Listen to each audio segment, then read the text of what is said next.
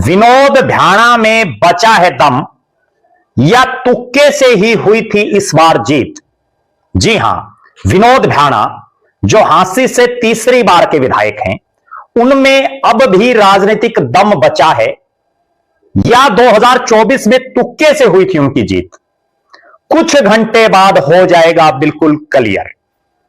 जी हां, आखिर कुछ घंटे बाद ऐसा क्या होने जा रहा है जिससे विनोद भ्याणा की राजनीतिक ताकत का अंदाजा लग पाएगा?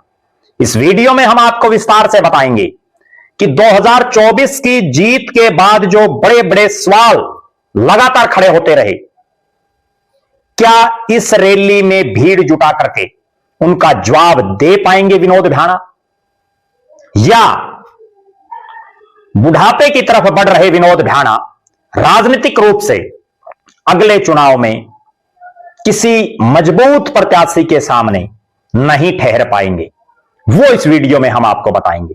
विनोद भ्याणा जो हांसी के राजनीतिक इतिहास में ऐसे पहले शख्स हैं जो लगातार दो बार बीजेपी के चुनाव चिन्ह पर विधानसभा का चुनाव जीत करके विधायक बने।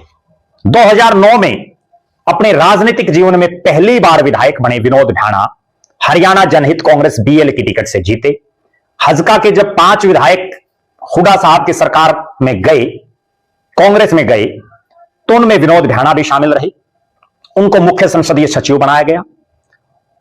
कई राजनीतिक दलों में घूम फिर करके विनोद भ्याणा की 2019 में बीजेपी की टिकट पर दोबारा फिर लॉटरी लगी, विधायक बने। और 2024 में हांसी विधानसभा क्षेत्र और आसपास के इलाके में यह आवाज बड़े जोरों से गूंज रही थी कि इस बार विनोद भ्याणा चुनाव हार सकते हैं। कई चेहरे, जिनमें कई धनाढ्य किस्म के लोग भी चुनाव लड़ने के इच्छुक, मैदान में खूब खर्चा लगाए हुए आखिरकार टिकट ले आए। 2019 में जेजेपी के प्रत्याशी रहे पूर्व विधायक अमीरचंद मक्कड़ के पोते राहुल मक्कड़। जो ही राहुल मक्कड़ को टिकट मिली, तभी हल्के में यह प्रचार शुरू हो गया कि अब विनोद भ्याणा बाजी पार कर जाएंगे। और विनोद भ्याणा एक सरपंच से अपनी राजनीतिक जीवन की शुरुआत करने वाले राजनीति के मंझे हुए खिलाड़ी निकले, जब उन्होंने अपने उन धुर विरोधियों को अपने साथ लगा लिया जो कई साल, कई महीनों तक लगातार उनको राजनीतिक तौर पर कोसते रहे। और राहुल मक्कड़ विधायक बनकर के, मंत्री बनकर के बिल्कुल आरामदायक चुनाव अपना लड़ रहे थे। उनको लग रहा था कि वो तो जीत जाएंगे हुड्डा लहर में, कोई दिक्कत नहीं है।